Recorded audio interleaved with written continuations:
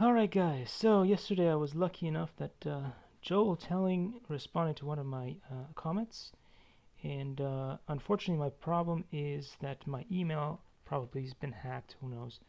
You guys saw the previous video that I made where recently a hacker was able to hack into my email.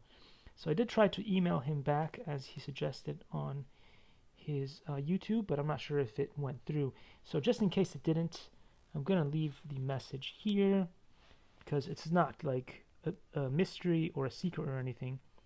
And I was just telling Joel, this is Marco. It's been a long time because we used to email a long, long time ago, and basically just giving him access to the 3D models or whatever he may want to use.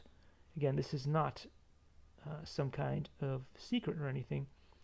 It's just me giving him giving him the Likey